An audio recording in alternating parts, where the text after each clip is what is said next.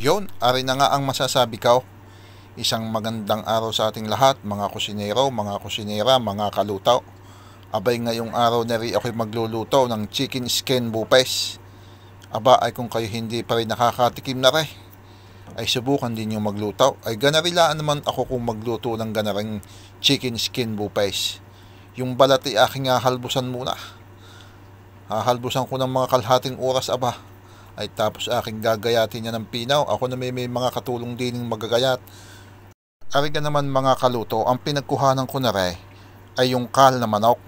Yung gang malalaking manok na natimbang ng 5 kilaw, 4 na kilaw ang bawat isang manok. Ay ari na nga, ganare ako kung magtimpla. Nilagyan ko lang ng tuyaw. Tapos ay nilagyan ko ng paminta. Isinod ko ng hinulog yung ating ketchup. Ay siyempre atin lalagyan din ito ng kalamansi. Yung kalamansi piniga natin. Hindi muna tayo maglalagay ng asin. Saka na tayo magdadagdag mamaya mga kalutaw. Ari baga naman tulyasi kung ari kanina pang naghihintay ng masayada ng mantika mga kalutaw. At ng masayadan din ng sibuyas at ng bawang. Ari naman bawang at sibuyas na rin ating sasangkutsahin na ang sandalay mga kalutaw. Kapag nagkulay golden ay di ating ihuhulog na yung ating ginayat ng mga chicken skin. Yan, inihulog ko na nga mga kalutaw. Ari pag ating nahalo-halo ng konting oras, ari ating tatakpan mga kalutaw.